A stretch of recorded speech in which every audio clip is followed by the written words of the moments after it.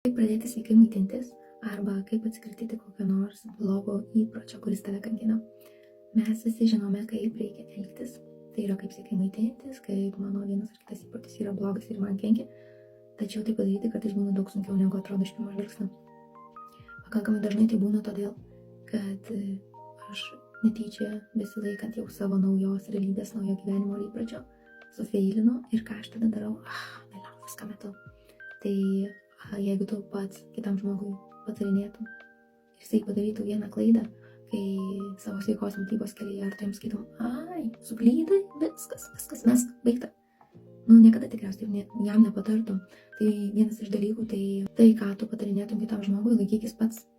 Tai yra patark savo, kad ir atsisėsk ir parašyk laišką, ką tokioje situacijoje tu patartum kitam žmogui. Ir tuomet laikykis. Tai yra vienas iš dalykų to metodo kindness, tai toks kaip gerumas pačiam savo. Tik kartais gali pagalvoti, kad aš sufeilinau, pradėjau, tarkim, nesveikai valgyti, tai dabar viskas, ašgi savo geras, tai aš ir leisiu savo, toliau, tik to, aš to atleidžiu. Tai yra ne taip, reikia būti kaip ir savo gerų užjaučiančių, bet tuo pačiu griežtu, kaip sako, tai yra tough love. Meilė, kuri kaip ir griežta, bet teisinga, bet vis tiek jinai yra meilė. Tai tarkim, jeigu aš nebevalgau sveikai, man nepavyko, tai ką aš darau, tai pirma tiesiog suprasti, kodėl tai vyko, analizuoti.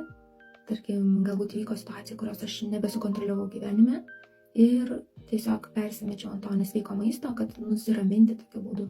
Tai yra paanalizuoti, ką tas mano atliktas negerasis kabutėse veiksmas, kokią problemą jis sprendė. Nes iš tikrųjų mūsų kūnas automatiškai tiesiog sprendžia problemas.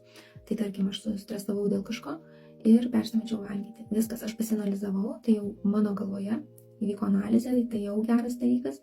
Tai tiesiog suprasti, kad tai vyko todėl, nebausti savęs už tai, bet čia jau ateina tas kitas griežtoji dalis, tai yra ką aš darysiu toliau, planas, tai yra valgysiu toliau, o aš tiesiog sveikai, nes aš tai darau dėl savęs. Tai tada tiesiog pokalbį savo galvoje prasivesti, kodėl aš tai darau.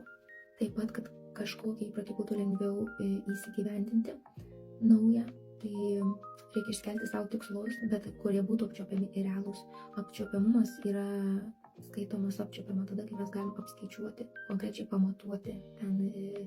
Pavyzdžiui, jeigu tu iš nervų kasaisi savo odą ir pas tave ten, negyja žaizdos nuo to, tai tu nusistatai savo tikslą, kad aš nesikasysiu tenais tos ir tos vietos, tol kol jinai man užgis, o kai užgis, tu turi savo leisiu nueiti į baseiną, apdovanojimus, bet apdovanojimas turi būti susijęs su tuo jau visiškai tavo galutiniu tikslu. Tai yra baseinas kaip ir susiję, tai lyg ir sportas, tai lyg ir pramoga atsipalaidavimas ir susiję šiuo atveju, tarkim, su kūnu. Tai neturi būti tas apdovanojimas maistas, nes jeigu aš bandau sutarti mitybą, tai mano apdovanojimas negali būti nesveikas maistas. Tai tai turi būti kažkuo susijęs su tavo jau visiškai utopiniu, tarkim, sveikatos tikslu. Ir kaip pasiekti to, kad ir trumpalaikio tikslo, tai vėl grįžtam atgal, kad būname analizuojam, kodėl aš taip pasielgiau, savęs neteisiam, galima tai, ką išanalizavom, pasirašyti. Galbūt trumpai tiek, tie, kurie nori išgirsti plačiau apie šitą metodą, tačiau aš manau, esmę maždaug susakiau, kurios laikantis tikrai galima sėkmingai siekti kažkokių savo tikslų, gerinant gyvenimą, keičiant įpročius, aš pati tai taikau, naudoju ir tai tikrai veikia, kad reikia būti geresniam pačiam savo. Šitas metodas išrastas buvo tokios moters, aš pasidalinsiu nuorodą interviu su ja, kur jinai pakankamai plačiai irgi apie tai ir dar daugiau kalba. Ir lietuviškai nėra informacijos apie tai, knygos jos nėra išversta, bet kas angliškai moka, galima įmesiu nuorodą į anglišką knygą, kur galima ją įsigyti. Aš pati svarstau įsigyti, bet iš tikrųjų vien užtenka tos informacijos, kurią aš čia pasakiau ir tiesiog ją taikyti realiai. Tiesiog gal man pačiai dar smalsu būtų išgirsti dar plačiau įdomiau apie tą kindness, tą gerumą, kaip jinai jį apibūdino rašė, nes iš tikrųjų internete nėra, kad jinai labai daug dėtų informacijos.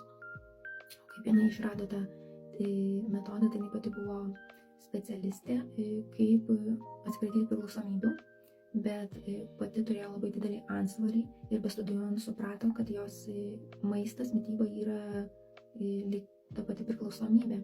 Ir taip pat vienas iš niuansų yra toksai, kad jinai sako, aš niekam nesakau, kaip gyventi sveikai, kaip kokį įprotį geresnių pakeisti, ar dar kažką, todėl kad mes visi žinom, kaip gyventi sveikai, visi pasaulio žmonės tai žino.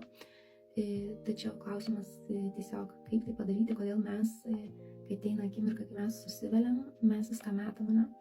Kaip eiti tolyn. Čia dar atsiminiau vieną niuansą, kad žinok, kad ir ko tu bandai pasilaikyti, kad ir kokį įprotį pakeisti ir ką gyvenimą pasiekti, visada bus tų vadinamų failų. Tai tam reikia paprasčiausiai pasiruošti, netikėtis, neturėti lūkesčių, kad man viskas nuo šiol eisis kaip sviestu patepta. Ne, žinau, kad tu failinsi ir žiauriai daug kartų. Tai tiesiog iš anksto apgalvok, kaip siekiant tam tikro tikslo, tarkim, kaip minėjau, sveikai maitinantis, ne, tu paimsi ir sufailinsi, garantuotai. Tai klausimas toks, apgalvok, ką tu tada darysi. Veiksmų planas.